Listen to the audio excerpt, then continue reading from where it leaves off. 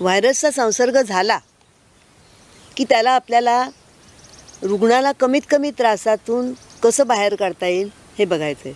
होतं काय की एकदा रोगाचा प्रादुर्भाव झाला, तो संसर्ग झाला की रुग्ण स्वतःच थोडं जरी टेम्परेचर वाढलं तरी काहीतरी औषध घेतो टेम्परेचर कमी करण्याकरता, किंवा तो डॉक्टरकडे जातो आणि डॉक्टर्स त्याला अँटीपायरेटिक आणि अँटीबायोटिक म्हणजे ताप कमी करण्याची औषधं आणि बॅक्टेरियल इन्फेक्शन होऊ नये म्हणून बॅक्टेरियाला मारण्याची औषधं चालू करून देतात. आता ताप कमी केल्यानंतर व्हायरल लोड वाढत राहतं बॅकग्राऊंडमध्ये.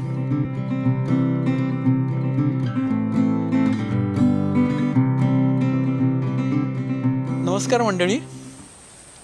गेल्या काही महिन्यांमध्ये आपण बहुतेक एक पोस्ट पाहिली असेल, म्हणजे आपल्यापर्यंत ती फेसबुकवरनं आलेली असू शकते किंवा व्हॉट्सअपवरनं आलेली असू शकते, ज्याच्यामध्ये डॉक्टर अकल्पिता परांजपे यांनी कोविडपासनं स्वतःला सुरक्षित ठेवण्यासाठी किंवा ज्यांना कोविड झालेला आहे त्यांना लवकर बरं वाटण्यासाठी काही मार्गदर्शन केलं होतं, काही उपाययोजना सुचवलेली होती. त्या संदर्भात अनेकांनी त्यांना आणि त्यांच्या व्हॉलेंटियर्सना, त्यांच्याबरोबर काम करणाऱ्यांना त्यांच्याशी संपर्क साधला असेल आणि त्यांची मदत तिथे प्राप्त करून घेतली असेल. त्या संदर्भात आपल्याला त्यांचं नाव निश्चितपणे परिचयात आलेलं असेल. आज आपण त्यांच्याशी कोविड संदर्भामध्ये काही माहिती घेणार आहोत, त्यांच्याशी चर्चा करणार आहोत. मी त्यांना काही प्रश्न विचारणार आहेत आणि त्याची उत्तरं देणार आहेत. तर ही जी चर्चा आहे ही आपण आता थोड्याच वेळात सुरू करणार आहोत, पण तत्पूर्वी मी थोडक्यामध्ये त्यांची आपल्याला ओळख करून देणार आहे. अर्थात डॉक्टर अकल्पिता परांजपे यांची ओळख त्यांचे यजमान डॉक्टर श्रीनिवास परांजपे यांची ओळख करून दिल्याशिवाय ती अपूर्ण असेल, कारण हे उभयता एकत्रितपणे अनेक समाजोपयोगी प्रकल्पांवरती काम करत असतात. हे दोघंही साधारणपणे वयाच्या 8व्या दशकामध्ये मध्यामध्ये, म्हणजे साधारण 75च्या आतबाहेर त्यांचं वय आहे, पण त्यांचा उत्साह अगदी तरुणाला लाजवण्यासारखा उत्साह आहे आणि ते अनेक निरनिराळे प्रकल्प हातात घेऊन काम करत असतात. दोघांनीही सेवापूर्व निवृत्ती घेतलेली आहे. डॉक्टर अकल्पिता परांजपे यांनी भाभा ॲटॉमिक रिसर्च सेंटर इथनं वैज्ञानिक म्हणून सेवानिवृत्ती घेतलेली आहे. त्याचप्रमाणे डॉक्टर श्रीनिवास परांजपे यांनी इंटरनॅशनल ॲटॉमिक एनर्जी कमिशन या आंतरराष्ट्रीय संस्थेच्या तिथून एक न्यूक्लिअर सायंटिस्ट तज्ज्ञ म्हणून त्यांनी तिथनं सेवापूर्व निवृत्ती घेतलेली आहे आणि ती सेवापूर्व निवृत्ती निरनिराळी समाजोपयोगी कामे करावी याच्यासाठी घेतलेली आहे. या उभयतांनी मिळून अनेक जी कार्य घेतले त्यामुळे काही मी आपल्याला सांगतो. म्हणजे काही भागामध्ये जिथे भूजल पातळी वाढवायची होती तर तिथे त्यांनी निरनिराळ्या पद्धतीने कामं केलेली आहेत. काही ठिकाणी त्यांनी या बोरवेल्स त्यांनी लोकांना खणून दिलेले आहेत. काही ठिकाणी त्यांनी जिथे काही बायकांना खोट्या गुन्ह्यांमध्ये फसवलेलं होतं अशा ठिकाणी त्यांना सोडवण्याची कामं केलेली आहेत. त्यांना निरनिराळ्या प्रकारची आर्थिक आणि साधारणपणे लिगल ही मदत दिलेली आहे, कायदाविषयक मदत दिलेली आहे आणि त्यांना सोडवलेलं आहे. त्याच्याशिवाय त्यांनी अनेक निराधार बायका, निराधार मुली ज्या निरनिराळ्या अत्याचारांमध्ये अडकलेल्या होत्या त्यांना त्यांनी सोडवलेलं आहे, त्यांना निरनिराळ्या प्रकारची मदत केलेली आहे. ह्याच्याशिवाय औषधी वनस्पती, होमिओपॅथी, आयुर्वेद या निरनिराळ्या याच्यावरती त्यांचं कार्य आहे. त्याच्याशिवाय त्यांनी सेंद्रिय शेती, नैसर्गिक शेती, गोसंगोपन ह्या अनेक याच्यावरती त्यांनी कार्य केलेलं आहे. साधारणपणे गेल्या 3-4 महिन्यापूर्वीपासून जेव्हा हे कोविड जे वाढायला लागलेलं होतं तर त्याच्यामध्ये लोकांना अनेक प्रकारचे त्रास होत होते.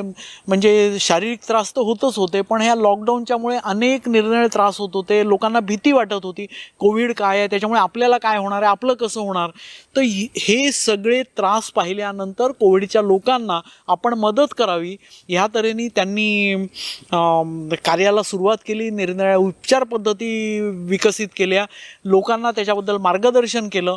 लोकांना त्याच्यातनं एक दिलासा मिळाला, मानसिक दिलासा मिळाला. त्याच्यानंतर त्यांना उपचार पद्धती किंवा हे कोविड होऊ नये म्हणून त्यांना कळलं, त्याचा अनेकांना फायदा झाला. तर याच्यामध्ये त्यांनी जे काही कार्य केलं त्यात जो त्यांना अनुभव मिळालेला आहे, त्या अनुभवाच्या थोडासा अनुभवाचा फायदा त्यांनी बाकी सगळ्यांना द्यावा, याच्याकरता आपण हे प्रश्नोत्तरं त्यांना विचारणार आहोत. हे सगळं हे करत असताना एक अजून छोटंसं एक सांगावंसं वाटतं. डॉक्टर अकल्पिता परांजपे यांचा स्वभाव अत्यंत झुंजार आहे. हा झुंजार ह्याच्याकरता मी म्हणतो आहे कारण त्यांनी जेव्हा पूर्व निवृत्ती घेतली तर त्यांच्या मनामध्ये असं होतं की आपण औषधी वनस्पतींवरती संशोधन करावं आणि अनेक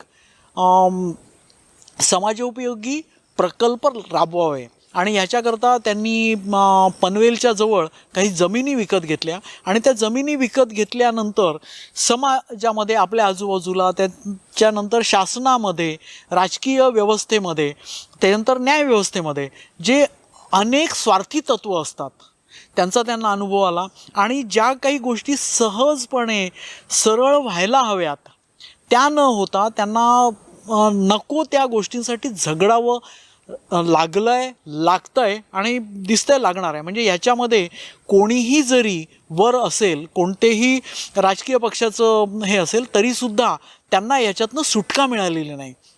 म्हणजे समाजाला एक जो त्यांच्यामुळे फायदा होऊ शकला, त्यांच्या कार्याचा फायदा होऊ शकला असता, फक्त काही स्वार्थी तत्वांच्यामुळे तो होऊ शकलेला नाही.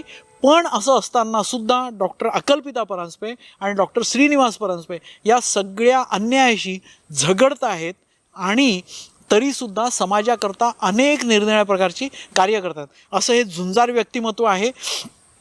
तर आपण त्यांच्याशी आता या कोविड संदर्भामध्ये संवाद साधूया. मी त्यांना काही प्रश्न विचारत जाणार आहे, त्याची ती उत्तरं देणार आहेत. तर आता मी त्यांना पहिला प्रश्न विचारतो. अकल्पिताजी, आपण साधारणपणे हा जो कोविड-19चा जो व्हायरस आहे त्याचं इन्फेक्शन रुग्णांना कसं होतं याच्याबद्दल थोडक्यामध्ये आम्हाला सर्वांना सांगा. कोविड-19 हा एक व्हायरस आहे आणि तो व्हायरस सर्वप्रथम कुणाच्या तरी कडून आपल्याजवळ आल्यामुळे आपल्या शरीरात शिरतो.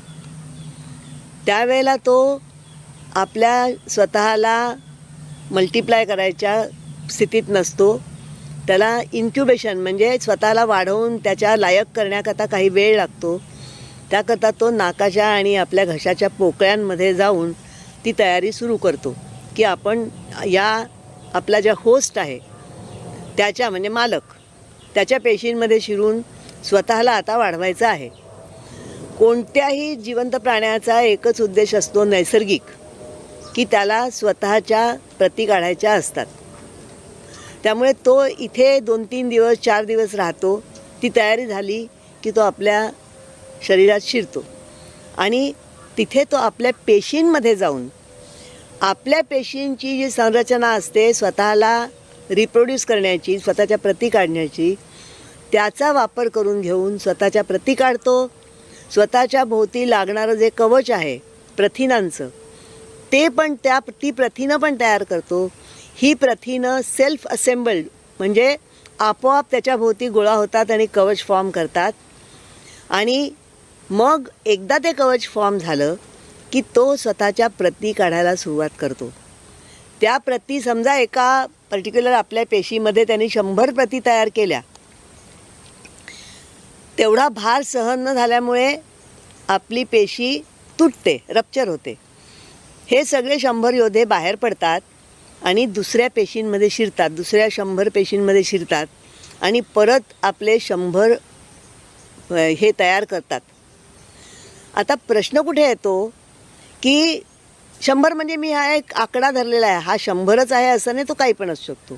सो दुसऱ्या स्टेपमध्ये 100 गुणिले 100 एवढे 10,000 व्हायरसेस तयार होतात. इतक्या लवकर तो मल्टिप्लाय होतो.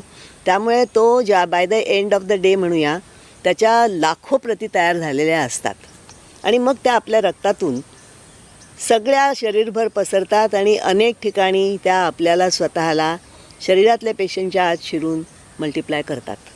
नाही, छान. आता अकल्पिताजी, मला असं वाटतं हे इन्फेक्शन झालं तर त्याच्यानंतर तो रोग कसा डेव्हलप होतो आणि त्याची निरनिराळी लक्षणं आपल्याला कशी दिसायला लागतात ह्याच्याबद्दल थोडंसं आम्हाला सांगा. एकदा का शरीरांच्या पेशींमध्ये व्हायरस शिरायला लागला की तो स्वतःला वाढवण्याचं, त्याच्या प्रती काढण्याचं काम सुरू करतो. त्याचा जो स्ट्रँड, RNA स्ट्रँड असतो, त्याच्यामध्ये त्याचं कोडिंग असतं. म्हणजे प्रणाली लिहिलेली असते. ती प्रणाली वापरून तो आपलीच जी सिस्टीम आहे तिलाच वापरून स्वतःच्या प्रती काढायला सुरुवात करतो.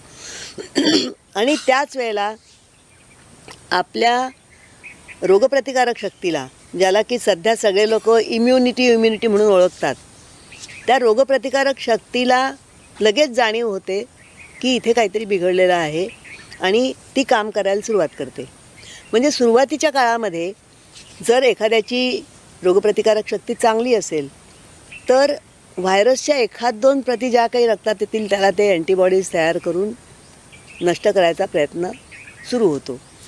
परंतु जर का रोगाच्या जास्ती प्रती वाढलेल्या असतील, म्हणजे ज्याला आपण व्हायरल लोड म्हणतो, ते वाढायला सुरुवात झाली की आपली रोगप्रतिकारक शक्ती शरीराचं तापमान वाढवते. शरीराचं तापमान वाढवण्याचं कारण असं असतं की या व्हायरसच्या वरचं जे कवच आहे ते प्रथिनांचं कवच असतं आणि त्याचे बंध अत्यंत नाजूक असतात. ते थोडंसं जरी टेम्परेचर वाढलं, थोडंसं तापमान वाढलं तरी ते बंध तुटतात. ते तुटले की व्हायरस बाहेर पडतो आणि व्हायरस बाहेर पडला की त्या बंधांच्या शिवाय, म्हणजे त्या प्रथिनांच्या कवचाशिवाय तो पूर्णपणे निष्क्रिय होतो. त्याला आपल्या दुसऱ्या पेशींमध्ये शिरता येत नाही. परंतु असं जर नाही घडलं तर तो त्याच्या अनेक प्रती समजा म्हणजे उदाहरणार्थ की एका सेलमध्ये, एका आपल्या पेशीमध्ये त्यांनी 100 प्रती काढलेल्या असतील, तर एवढ्या 100 प्रतींचा भार सहन न झाल्यामुळे आपली सेलचे जी मेम्ब्रेन असते, म्हणजे आपल्या सेलचं जे बाहेरचं कवच असतं ते फुटतं आणि हे 100 योद्धे बाहेर निघून आपल्या 100 सेल्समध्ये जातात. आपल्या 100 पेशींमध्ये जाऊन प्रत्येकी 100 म्हणजे एकंदर 10,000 व्हायरसेस फक्त दुसऱ्या टप्प्यातच निर्माण होतात. म्हणजे अत्यंत थोड्या काळामध्ये याचे लाखो प्रती निर्माण होतात. आता या लाखो प्रती आपल्या रक्तवाहिन्यांमधून संपूर्ण शरीरभर हायदोस घालतात. म्हणजे त्या आपल्या मेंदूपासून ते पायापर्यंत जे काही आपले वेगवेगळे मर्मस्थानं आहेत, म्हणजे मेंदू आहे, हृदय आहे, आपली फुफ्फुसं आहेत, यकृत आहे, स्प्लीन म्हणजे प्लीहा आहे, पॅनक्रियाज आहेत, किडनीज आहेत, या सगळ्या ठिकाणी ते जातात आणि शिवाय सगळ्या रक्तातून इतर ठिकाणी फिरतात. त्या ठिकाणी ते लक्षणं निर्माण करायला सुरुवात करतात. कारण पेशी मेल्यामुळे मृत पेशींचे अवशेष जिथे जिथे पडतील तिथे तिथे अडथळे निर्माण होतात. त्या अवयवांच्या कार्यक्षमतेमध्ये काही अडथळे निर्माण व्हायला सुरुवात होतात. त्याच्यामुळे लक्षणं निर्माण होतात. कशी लक्षणं निर्माण होतात? जर हे आपल्या ज्ञानेंद्रियांमध्ये गेलेले असतील तर त्या संज्ञा संस्था ज्या असतात त्यांची कामं मंदावतात किंवा कमी होतात. म्हणजे तुम्हाला वास न येणं, चव न येणं किंवा हातापायांना मुंग्या येणं, किंवा जर का लिव्हरमध्ये गेलेले असतील तर भूक न लागणं, पित्ताशयातून जास्ती पित्ताचा स्त्राव किंवा कमी होणं आणि त्याच्यामुळे अन्नाचं पचन नीट न होणं, उलटीसारखं होणं, मळमळणं वगैरे इतर अनेक प्रकारचे त्रास सुरू होतात. अशा प्रकारे ह्या व्हायरस ज्या ज्या ठिकाणी जातो तिथे तिथे लक्षणं निर्माण करतो. फक्त धोका कुठे निर्माण करतो तर हा फुफ्फुसांमध्ये गेल्यावर. फुफ्फुसांमध्ये कचरा पडतो, त्यामुळे फुफ्फुसांची प्राणवायू घेण्याची क्षमता कमी होते आणि अर्थातच फुफ्फुसांमध्ये जाण्या येण्याचं काम जे आहे ते रक्तवाहिन्यांपर्यंत पोचवण्याकरता जे मधले कप्पे असतात फुफ्फुसांचे, त्याच्यामध्ये केशवाहिन्या म्हणजे बारीक कॅपिलरीज असतात.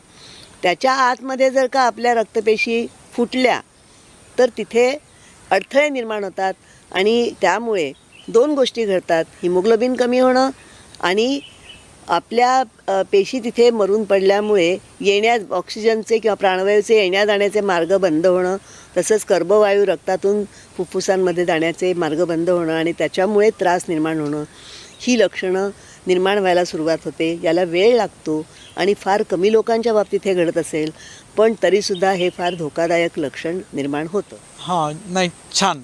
अकल्पिताजी, आता साधारणपणे रुग्णांना हा रोग झाला की त्याच्यानंतर साधारणपणे कोणी सर्वसाधारण रुग्ण हा डॉक्टरकडे जातो आणि डॉक्टर त्यांना निरनिराळे उपचार देतो.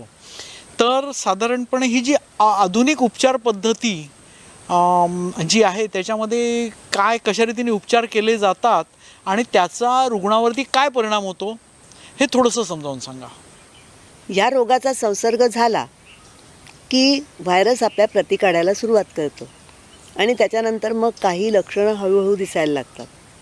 म्हणजे जर का त्याचा जास्त व्हायरल लोड वाढला, जास्त प्रती निर्माण झाल्या, तर 2 कार्य इम्युन सिस्टीम करते. एक तर त्याला अँटीबॉडीज करून बाहेर फेकून देते, किंवा तो जर पेशींमध्ये शिरलेला असला तर त्याला नष्ट करण्याकरता म्हणून आपली रोगप्रतिकारक शक्ती म्हणजे इम्युन सिस्टीम शरीराचं तापमान वाढवते. शरीराचं तापमान वाढवल्यानंतर ह्या ज्या कवच जे असतं ते फुटून आणि तो निष्क्रिय होतो. पण ह्याच वेळेला जरी तुम्ही इंटरनेटवर आजच्या काळामध्ये तुम्ही गुगल जरी केलं तरी वर्ल्ड हेल्थ ऑर्गनायझेशनसारख्या ऑर्गनायझेशन्सनी WHO सुद्धा सांगितलेलं आहे की या रोगावर कोणतंही औषध अजून कोणी शोधून काढलेलं नाही. आणि पाश्चात्य देशांमध्ये डॉक्टर्स सांगतात की तुम्ही याच्याकरता कोणतंही तापमान कमी करण्याचं कोणतंही औषध घेऊ नका. आणि व्हायरल इन्फेक्शन असल्यामुळे याच्यामध्ये अँटीबॅक्टेरियल म्हणजे अँटीबायोटिक्सचा काहीही रोल नाही. तरी आपल्या इथे भारतामध्ये सुरुवातीच्या काळात रुग्ण आपल्या मनानेच डोलोसारख्या गोळ्या किंवा काहीतरी घेऊन घेतात ताप कमी करायला. 99 ताप आला तरी ताप आला म्हणून गोळी घेऊन टाकतात. आणि डॉक्टरकडे गेल्यावर डॉक्टर पण सगळ्यात पहिल्यांदा अँटीबायोटिक्स आणि अँटीपायरेटिक्स म्हणजे तापमान कमी करण्याचं आणि अँटीबायोटिक्स दोन्ही देऊन टाकतात. याच्यामध्ये काय होतं की अँटीपायरेटिक घेतल्यामुळे तापमान कमी झालं, म्हणजे तापमान जे वाढलेलं होतं या व्हायरसला नष्ट करण्याकरता ते कमी होतं. ते कमी झालं की रोगी खुशीत, मला आता काहीच होत नाही आहे, कारण तसे दुष्परिणाम तर अजून दिसायलाच लागलेले नाहीत व्हायरसचे. आणि व्हायरस पण खुशीत, कारण त्याला त्याचा प्रादुर्भाव म्हणजे त्याचे ते तापमान कमी झाल्यामुळे त्याला वाढण्यामध्ये कोणतेच अडथळे येणार नाही आहेत. त्यामुळे त्याच्या खूप जास्त प्रती निर्माण होतात. आणि खूप जास्त म्हणजे तुम्हाला सांगितलं जसं की पहिल्यांदा 100, मग 10,000 आणि 10,000च्या पुढे आणखीन त्या गुणिले 100च्या यांनी लाखांनी प्रती तयार होतात एका दिवसामध्येच. म्हणजे 3, 4, 5 दिवस जर ही परिस्थिती राहिली तर अब्जावधी व्हायरसेस तयार होतात. अर्थातच तेवढ्या अब्जावधी सेल्समध्ये आपल्या पेशींमध्ये गेल्यावर तितक्या ठिकाणी कचरा पडत राहतो आणि मग लक्षणं खूप गंभीर व्हायला लागतात. म्हणजे जर फुफ्फुसांमध्ये गेलं तर प्राणवायू येण्याची क्रिया जी आहे ती कमतरता होते. आपल्या रक्तपेशी मेल्यामुळे हिमोग्लोबिन कमी होतं.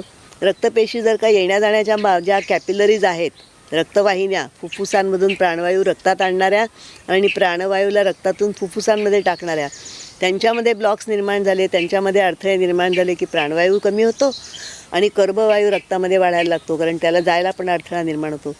सो अशा प्रकारे व्हायरसचा प्रादुर्भाव झाल्यानंतर अनेक लक्षणं फक्त औषधं दिल्यामुळे निर्माण होतात.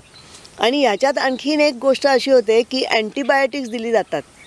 बरं, जेव्हा तो फुफ्फुसांमध्ये किंवा कोणत्याही ठिकाणी कचरा पडलेला आहे तर जो ऑर्गॅनिक किंवा सेंद्रिय जे काही पदार्थ आहे जे आपलं शरीर खेचून घेऊ शकत नाही, त्याला उपयोग नाही, निरुपयोगी आहे, त्या ठिकाणी तिथलेच बॅक्टेरिया ते खाऊन स्वतःला वाढवत असतात. आणि ते जे खाद्यान्न आहे म्हणजे या निर्जीव पेशी ज्या पडलेल्या आहेत त्यांना संपवण्याचं काम बॅक्टेरिया करतात. त्याच वेळेला आधुनिक जी औषधोपचार पद्धती आहे ती बॅक्टेरियल इन्फेक्शन झालं म्हणून सेकंडरी इन्फेक्शन म्हणजे व्हायरल इन्फेक्शन बरोबर बॅक्टेरियल इन्फेक्शन झालं म्हणून अँटीबायोटिक्स देतात. अँटीबायोटिक्स दिल्यानंतर तुम्ही बॅक्टेरियांना मारता. बॅक्टेरियांना मारल्यामुळे तिथे पडलेला कचरा तसाच पडला राहतो आणि व्हायरसेस वाढतात म्हणून आणखीन कचरा निर्माण व्हायला लागतो. मग फायब्रोसिस होणं किंवा मल्टिपल ऑर्गन फेल्युअर होणं किंवा अनेक प्रकारच्या व्याधी निर्माण होणं हे सगळं ह्या औषधांच्या मुळे निर्माण होतं आहे. हे लक्षात यायला पाहिजे आपल्याला. आणि आपण या औषधांपासून ह्या पर्टिक्युलर व्हायरल डिझीजमध्ये ज्याचा तो संसर्ग झालेला आहे त्याच्यामध्ये या औषधांपासून दूर राहिलं पाहिजे. अकल्पिताजी, आता आपण हे आम्हाला निरनिराळ्या गोष्टी समजावून सांगितल्या आहेत, म्हणजे त्या अगदी लॉजिकल अशा लक्षात येतात. पण आता त्याचप्रमाणे जर ह्या रोगावरती यशस्वी म्हणता येईल असे जर का उपचार करायचे असतील तर त्याची साधारणपणे तत्त्वे काय असतील किंवा ज्याला असं म्हणतो प्रिन्सिपल्स काय असतील, म्हणजे काय लक्षात ठेवून ते उपचार व्हायला हवेत याबद्दल आपण थोडंसं आम्हाला सांगा. व्हायरसचा संसर्ग झाला की त्याला आपल्याला रुग्णाला कमीत कमी त्रासातून कसं बाहेर काढता येईल हे बघायचं आहे. या व्हायरसला याचा नायनाट करण्याकरता अगदी जगभरात कोणतंही औषध नाही. हे वर्ल्ड हेल्थ ऑर्गनायझेशनसारख्या मोठ्या संस्थांनी म्हणजे WHO पण सांगितलेलं आहे की याच्यावर कोणतंही औषध नाही. आणि याचा अर्थ फक्त आणि फक्त आपली इम्युन सिस्टीम, आपली रोगप्रतिकारक शक्ती याला नष्ट करत असते. मग या रोगाचा जर का उत्तम रीतीने आपल्याला संसर्ग नष्ट करायचा असेल तर रोगप्रतिकारक शक्तीला तिचं काम करू द्यायचं आणि तिला गरज पडली तर मदत करायची. एवढंच फक्त आपलं या रोगाच्यामध्ये म्हणजे याच्या उपचारांमध्ये एवढंच आपल्याला करायचं असतं. होतं काय की एकदा रोगाचा प्रादुर्भाव झाला, तो संसर्ग झाला की रुग्ण स्वतःच थोडं जरी टेम्परेचर वाढलं तरी काहीतरी औषध घेतो टेम्परेचर कमी करण्याकरता, किंवा तो डॉक्टरकडे जातो आणि डॉक्टर्स त्याला अँटीपायरेटिक आणि अँटीबायोटिक म्हणजे ताप कमी करण्याची औषधं आणि बॅक्टेरियल इन्फेक्शन होऊ नये म्हणून बॅक्टेरियाला मारण्याची औषधं चालू करून देतात. आता ताप कमी केल्यानंतर व्हायरल लोड वाढत राहतं बॅकग्राऊंडमध्ये आणि त्यामुळे त्याचे दुष्परिणाम वाढून गंभीर परिस्थिती निर्माण होऊ शकते. म्हणजे जर का समजा हे इतर चांगल्या आपल्या मर्मस्थळांमध्ये जसं लिव्हर आहे किंवा मेंदू आहे किंवा हार्ट आहे याच्यामध्ये समजा याचा प्रादुर्भाव वाढायला लागला तर अर्थातच आपल्याला माहिती आहे की हे खूप दुष्परिणाम वाईट असू शकतात. लंग्समध्ये गेले, ऑक्सिजनचा सप्लाय म्हणजे प्राणवायू येणं आणि प्राणवायू जाणं किंवा कर्बवायू जाणं हे दोन्ही होत नाही आहे आता क्रिया. अशा वेळेला जो लंग्समध्ये पडलेला कचरा आहे तो खायला बॅक्टेरिया, तिथलेच बॅक्टेरिया वाढायला लागतात. कुठेही शरीरात जरी कचरा पडलेला असला तर जो सेंद्रिय पदार्थ आपल्या शरीराला शोषून घेता येत नाही त्याचं विघटीकरण करण्याचं काम बॅक्टेरिया करत असतात. तेच काम ते लंग्समध्ये पण करतात. त्यावेळेला बॅक्टेरियल फीवर पण येऊ शकतो, परत ताप येऊ शकतो. पण आपल्याला त्या बॅक्टेरियांना काम करू द्यायचं आहे तिथे, कारण तेच तो कचरा संपवणार आहे. ते स्कॅव्हेंजर्स आहेत म्हणजे स्वच्छता कामगार आहेत ते. त्यांनी जर ते नाही केलं काम, तुम्ही काय म्हणता की आता इथे ताप आला आहे आणि इथे बॅक्टेरियल इन्फेक्शन वाढले त्यामुळे बॅक्टेरियांना मारून टाका म्हणून तुम्ही लगेच अँटीबायोटिक्स घेता. आता इकडे अँटीबायोटिक्स इतके अँटीबायोटिक्स म्हणजे व्हायरल लोड वाढत जातं आणि कचऱ्याचा ढीग वाढत जातो आणि ह्या कचऱ्याचा ढीगही वाढतो आहे आणि व्हायरल लोडही वाढतं आहे. याच्यामध्ये फुफ्फुसांमध्ये प्रचंड प्रमाणात फायब्रोसिस होणं, रक्तवाहिन्यांमधून प्राणवायू येणं जाणं बंद होणं अशा अनेक गोष्टी घडतात. त्याच्याऐवजी जर बॅक्टेरियांना त्यांचं काम करू दिलं, ते स्वच्छता कामगार आहे जर आपण लक्षात ठेवलं आणि त्यांना शांतपणाने काम करू दिलं आणि जे काही विषद्रव्य तयार होत आहेत त्याच्यामुळे ती तुम्ही बाहेर फेकण्याचा म्हणजे आता रक्तवाहिन्यांमधून जातील नाही तर कफावाटे बाहेर पडतील त्याच्याकरता जर तुम्ही मदत केली, कफवर्धक औषधं दिली, मग ती ॲलोपॅथी आयुर्वेदाची असू द्या किंवा होमिओपॅथीची असू द्या, पण बॅक्टेरियांना मारण्याचं काम नाही केलं तर मग कचऱ्याचा निचरा होऊन ज्या वेळेला रुग्ण आपल्या इम्युन सिस्टीमनी त्याचा व्हायरसचा नाश केल्यानंतर रुग्ण जेव्हा बरा होतो, त्या रोगातून बाहेर येतो, तेव्हा त्याला इतर कोणतेही शारीरिक व्याधी राहत नाही आणि अत्यंत कमी वेळात आणि कमी कष्टात हे काम होऊ शकतं.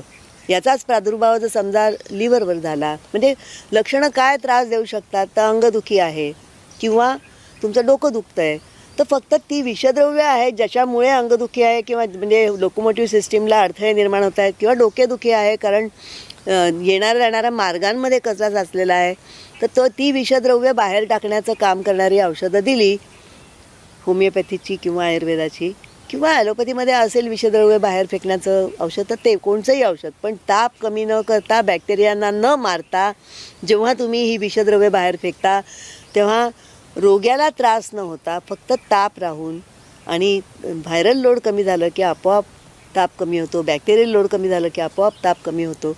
अशा पद्धतीने रुग्ण बिना कोणत्याही शारीरिक व्याधी मागे ठेवून बरा होऊ शकतो या रोगातून.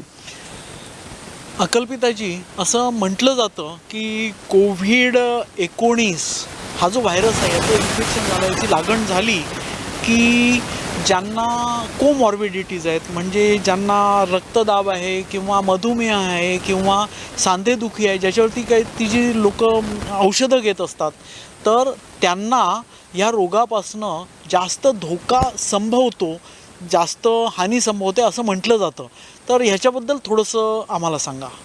या रोगाचा प्रादुर्भाव जेव्हा ज्यांना आधीपासून काही व्याधी आहेत, ज्याला कोमॉर्बिडिटीज म्हणतात, म्हणजे जसं रक्तदाब आहे किंवा मधुमेह आहे किंवा सांधेदुखीसारखे आजार आहेत, अशा रोग्यांना याच्यामुळे जास्त त्रास होतो आणि जास्त त्यांना धोका असतो असं म्हटलं जातं. धोका काय असतो? समजा कुणाला सांधेदुखीचा आजार आहे, तर सांधेदुखीकरता सुद्धा जेव्हा ते डॉक्टरांची औषधं चालू असतात तेव्हा त्याच्यामध्ये ते दुःख कमी व्हावं म्हणून पेनकिलर्स दिलेली असतात, जी अर्थातच अँटीपॅरेटिकसारखी कामं करतात. म्हणजे ह्या रोग्यांना ताप येतच नाही, कारण त्यांना आधीपासून तशी औषधं चालू असतात. किंवा ज्यांना रक्तदाब आहे किंवा ज्यांना मधुमेह आहे, त्यांच्याकरताही काही औषधोपचार चालू असतात. आणि काही वेळा असंही होतं की त्यांची जी इम्युन सिस्टीम आहे ती बरीच कमकुवत झालेली असते. तापमान वाढवणं किंवा कमी करणं हे जे कंट्रोल्स असतात ते पण तिच्यामध्ये नसतात. त्यामुळे सुरुवातीच्या काळात ताप येत नाही, आणि सुरुवातीच्या काळात ताप आला नाही की त्यांना रोग झाल्याचं कळतच नाही. रोग झाल्याचं कळत नाही आणि म्हणून व्हायरल लोड वाढत जातं. परंतु त्याही वेळेला व्हायरल लोड झाल्यावर जेव्हा तुम्ही तापमान वाढतं तेव्हा हेच सूत्र लक्षात ठेवायचं आहे की ताप चांगला आहे आणि बॅक्टेरिया आपले मित्र आहेत. हे जर सूत्र आपण लक्षात ठेवलं तर आपण त्या व्याधींच्या लोकांनासुद्धा जेव्हा लगेच त्यांचं काय होतं की तापमान वाढल्यामुळे काही ना काहीतरी लक्षणं खूप जास्ती निर्माण होतात. त्यातली जी सोपी लक्षणं असतात ज्याच्यामुळे जीवाला धोका नसतो, की त्याला भूक नाही लागत आहे किंवा डोकं दुखतं आहे किंवा अंगदुखी, ठीक आहे, त्यावेळेलाही तुम्हाला अँटीपॅरेटिक्स म्हणजे दुखणं कमी करण्याकरता म्हणून जे औषधं दिली जातात ॲलोपॅथीनी, त्यांच्यामुळे तापमान पण कमी होतं, ती औषधं द्यायची नाहीत. फक्त त्या लक्षणांप्रमाणे तुम्ही त्यांचा त्रास जो आहे तो कमी करू शकता. पण जर फुफ्फुसांमध्ये हा प्रादुर्भाव झाला, लगेच लक्षात आल्याबरोबर की इथे आपल्याला ऑक्सिजनची कमतरता येऊ शकते, त्यावेळेला जर तुम्ही परत फुफ्फुसांमध्ये त्या बॅक्टेरियांना वाढू दिलं आणि त्याच्यामध्ये जे काही म्हणजे कफ आलेला आहे किंवा त्याचा निचरा झाल्यामुळे काही विषद्रव्ये निर्माण झालेली आहेत, त्यांना फेकण्याच्या करता मदत केली, तर ह्या प्रकारच्या आधीच्या व्याधी असलेले रुग्णसुद्धा अगदी आरामात बरे होतात. कारण लक्षण दिसल्यानंतर तुम्ही त्यांना जी काही लक्षणं आहेत ती कमी करण्याकरता औषधोपचार सुरू करायचे, बाकी काम इम्युन सिस्टीमच करणार आहे. इम्युन सिस्टीमला तुम्ही आत्ता निर्माण नाही करू शकणार आहे यावेळेला, आणि इम्युन सिस्टीमला यावेळेला तुम्ही बूस्टर म्हणून पण काही करू शकणार नाही. तिला फक्त काम करू द्यायचं आहे शांतपणाने, आणि तिला डिस्टर्ब नाही करायचं आहे की म्हणजे पोटात काही झालं किंवा फुफ्फुसांमध्ये झालं तर त्याच्याकरता तुम्हाला अँटीबायोटिक्स, अँटीपायरेटिक्स किंवा केमिकल औषधं द्यायची नाही आहेत. हे सूत्र जर लक्षात ठेवलं तर अगदी कोमॉर्बिडिटीज असलेले म्हणजे इतर व्याधी असलेले रोगीसुद्धा शांतपणे बरे होतात, कोणताही त्रास न होता. अकल्पिताजी, गेल्या काही महिन्यांमध्ये अनेक रुग्णांना आपण मार्गदर्शन केलेलं आहे. म्हणजे त्यांच्या उपचार पद्धतीत आपण काही महत्त्वाच्या गोष्टी त्यांना सांगितलेल्या आहेत आणि त्या दरम्यान आपल्याला अनेक अनुभव आलेले आहेत. तर असे काही महत्त्वाचे अनुभव असतील जेणेकरून म्हणजे आपल्या दर्शकांना काही महत्त्वाचे संदेश मिळतील, तर असे आपले अनुभव कृपा करून आम्हाला सांगा. आता थोडक्यात ह्या रोगाचा संसर्ग झाल्यानंतर मी काही उदाहरणं देणार आहे की वेगवेगळ्या प्रकारच्या रुग्णांना ह्याच्यापासून, ह्या औषध प्रणालीपासून कसा फायदा झाला किंवा या पद्धतीपासून. तर काही रुग्ण असे होते की ज्यांनी सुरुवातीच्या काळात ताप आल्यानंतर अँटीपॅरेटिक्स घेतलेले होते.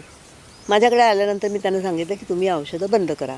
त्यांनी ती बंद केली, पण आधीच त्यांचं व्हायरल लोड वाढलेलं असल्यामुळे त्यांचं टेम्परेचर तापमान 102 किंवा त्याच्यापेक्षाही जास्ती जात होतं. पण त्यांना हे सांगितलं होतं की मंत्र म्हणा, ताप चांगला आहे, कारण तोच तुमचा तो जो काही प्रादुर्भाव आहे किंवा जे काही संसर्ग आहे तो कमी करणार आहे तुमची इम्युन सिस्टीम.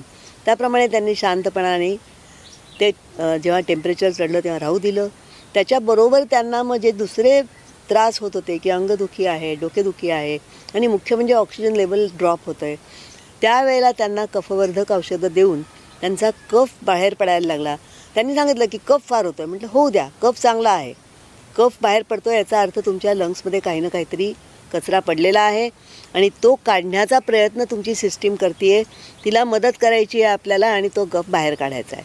तर असे जे रुग्ण आले त्यांना पुष्कळ खोकला झाला. तो खोकला बरोबर कफ पडत नसेल तर कफ पडण्याकरता मदत केली गेली औषधोपचारांनी. तो कफ बाहेर पडून तो बंद पण झाला. तापमान त्या कफाच्या वेळेला जेव्हा टेम्परेचर आलं, बॅक्टेरियल इन्फेक्शनमुळे म्हणा किंवा बॅक्टेरियाच्या वाढीमुळे म्हणा, जे टेम्परेचर वाढवलं गेलं ते पण कमी झालं.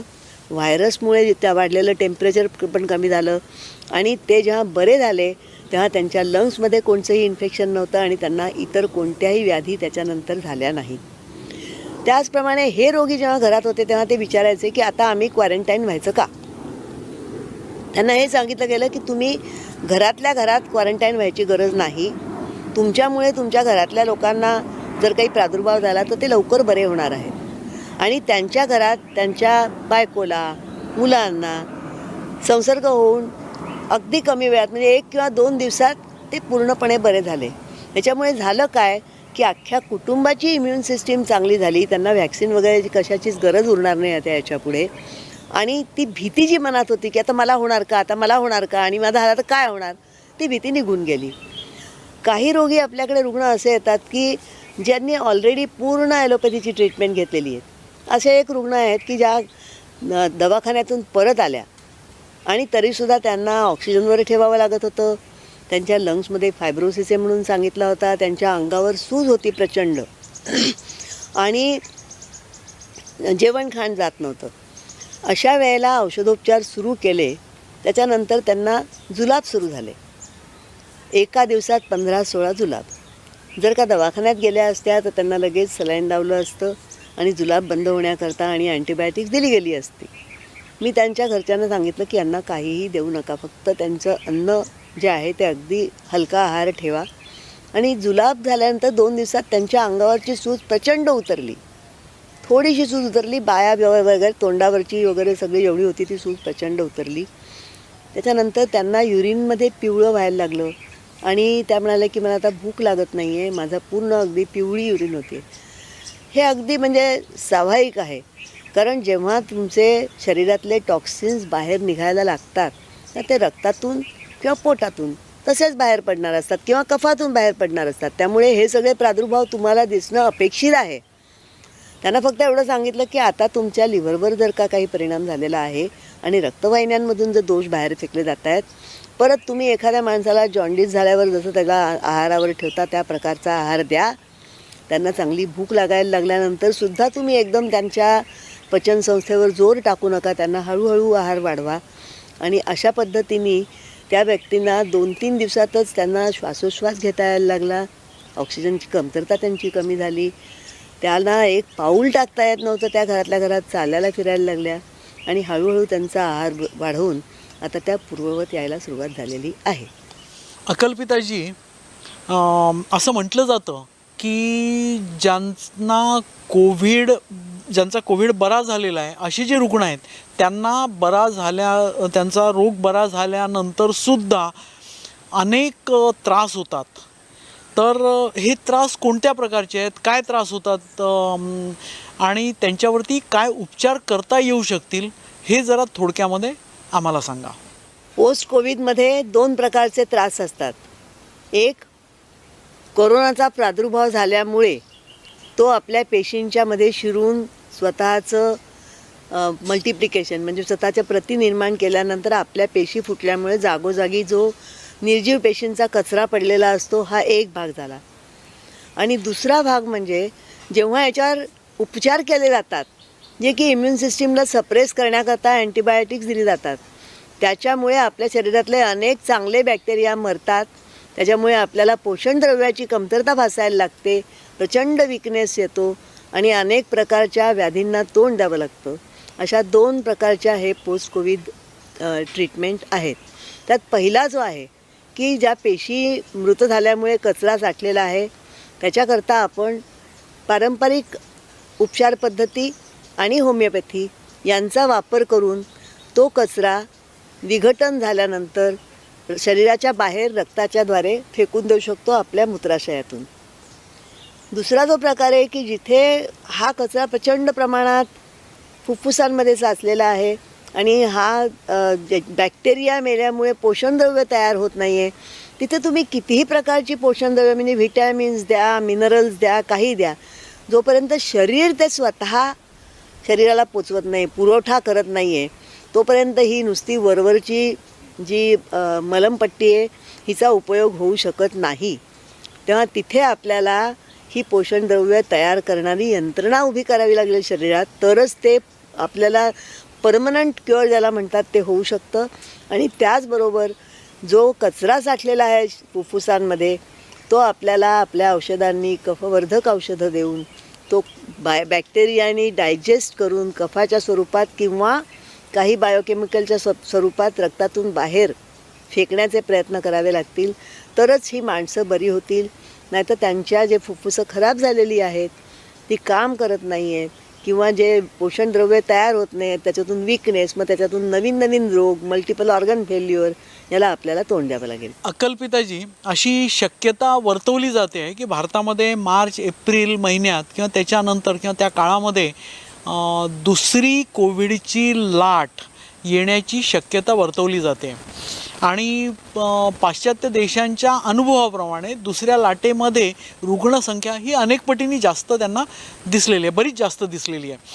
तर भारतामध्ये जर का अशी लाट आली तर त्या लाटेमध्ये स्वतःचं संरक्षण करण्यासाठी सामान्य समाजाने, सर्वसामान्य व्यक्तींनी काय काळजी घ्यावी जेणेकरून त्यांना ह्या साथीचा दुसऱ्या लाटेमध्ये संसर्ग होणार नाही याच्याकरता त्यांनी काय काळजी घ्यावी हे कृपा करून सांगा. आणि त्याचबरोबर सरकारने किंवा शासनाने, निरनिराळ्या अधिकाऱ्यांनी समाजाकरता, देशाकरता काय करावं जेणेकरून आपल्या इथल्या समाजाला त्या लाटेचा कमीत कमी त्रास होईल, तर त्याच्याबद्दल थोडंसं सांगा. 19 ऑगस्टच्या लेखात मी पारंपरिक उपचार पद्धती जेणेकरून की तुम्ही एक प्रिव्हेंटिव्ह म्हणून रोग प्रतिबंधक पद्धतीच्या काही उहापोह केला होता की कडुनिंबाची पानं आणि हळद हे जर तुम्ही रोज घेत राहिलात तर तुम्हाला ह्या रोगाचा प्रादुर्भाव होणार नाही आणि झाला तरी खूपच अगदी माइल्ड अटॅक येईल. आणि असं आत्तापर्यंत ज्यांनी हे उपचार घेतलेले आहेत त्यांचा असा अनुभव आहे की घरात अनेक लोकांना होऊन गेला तरी ज्यांनी हे घेतलं किंवा जे पूर्वीपासून घेत होते त्यांना याचा प्रादुर्भाव झाला नाही. त्यामुळे ते घेतलं पाहिजे आणि फुफ्फुसांमध्ये त्याचा प्रादुर्भाव होऊ नाही म्हणून जसं आपल्या आयुर्वेदात सांगितलेलं आहे की ज्या दारात अडुळशाचं झाड असेल त्या घरामध्ये फुफ्फुसांच्या रोगाने अपमृत्यू होणार नाही. त्यामुळे फुफ्फुसांच्या संरक्षणाकरता आम्ही काही काढा सजेस्ट केलेला होता, तो सगळ्यांनी घेतला तर त्यांची रोगप्रतिबंधक शक्ती जी आहे ती वाढेल. हे आपण लक्षात घेतलं पाहिजे की रोगप्रतिकारक शक्ती म्हणजे ज्याला आपण इम्युनिटी म्हणतो, ती इम्युनिटी आपल्याला पहिलेपासून जन्मापासून आत्तापर्यंत डेव्हलप झालेली असते. ती नुसती 1-2 दिवस काहीतरी औषधं घेऊन वाढू शकत नाही. आपल्याला फक्त त्याला मदत करायची असते किंवा आपल्या शरीराला मदत करायची असते की या रोगातून तुम्हाला प्रादुर्भाव होऊ नये म्हणून काय करायचं, आणि जर झालाच तर काय करायचं. तर तुम्हाला आधी सांगितल्याप्रमाणे ॲलोपॅथीची औषधं घेऊन तो प्रादुर्भाव वाढत जातो. त्या सगळ्यांनी त्या औषधांपासून दूर राहिलं पाहिजे आणि आयुर्वेदिक आणि होमिओपॅथिक औषधांचा उपचार पद्धतीमध्ये उपयोग केला पाहिजे. पण मुळात आपल्याला हे लक्षात ठेवायचं की तो रोग होऊ नाही म्हणून काय करायचं. आणि सरकार दरबारीसुद्धा याची दखल घेतली गेली पाहिजे की आत्तापर्यंत जे ट्रीटमेंटमध्ये चुका झालेल्या आहेत त्या कशा आपण अवॉइड करू शकतो किंवा त्या कशा टाळू शकतो, इकडे सरकारने लक्ष घातलं पाहिजे.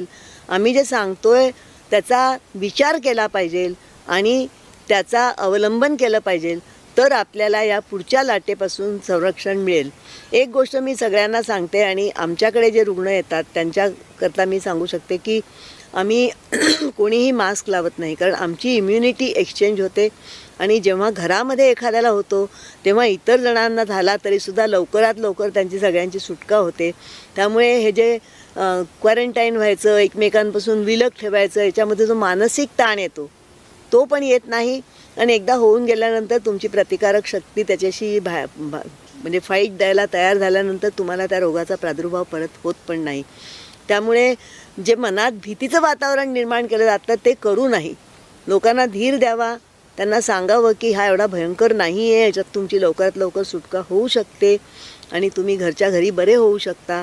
तुम्हाला कोणत्याही प्रकारचं असं जे दडपण असतं की आता व्हॅन येईल का, मला उचलून घेऊन जाईल का, मला हॉस्पिटलमध्ये टाकेल का, मला क्वारंटाईन व्हावं लागेल का, या दडपणाखालीसुद्धा लोक जास्ती त्या स्ट्रेसमुळे आजारी पडतात. हे सगळं आपण अवॉइड केलं पाहिजे.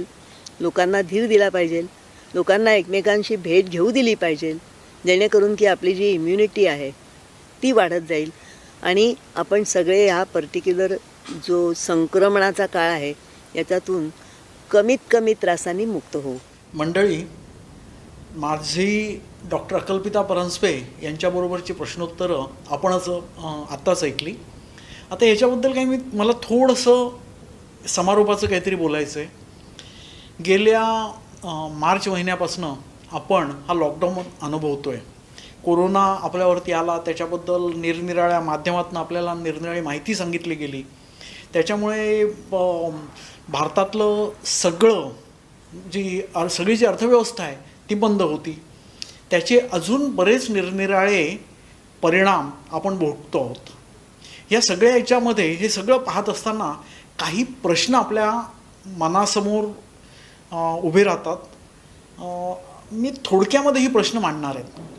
आता या कोरोनासाठी काही टेस्ट केल्या जातात आणि त्या टेस्टच्याबद्दल एक सांगितलं जातं की यांची एरर प्रॉबॅबिलिटी 30% आहेत.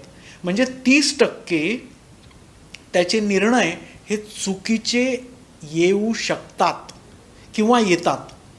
कित्येक जणांचा आपला अनुभव आहे की त्रास सगळे होत आहेत, परंतु कोरोना टेस्टमध्ये ते निगेटिव्ह दाखवत आहे. असे बऱ्याच जणांचे अनुभव आहेत. आणि अशी टेस्ट सर्रास सगळीकडे मोठ्या प्रमाणात केलीच जायला पाहिजे असा आग्रह धरला जातो आहे. म्हणजे अक्षरशः एखाद्या राज्याने कमी केली, एखाद्या संस्थेने कमी केली तर त्याच्यावरती टीका केली जाते. किती योग्य आहे किती अयोग्य आहे ते ठरवा.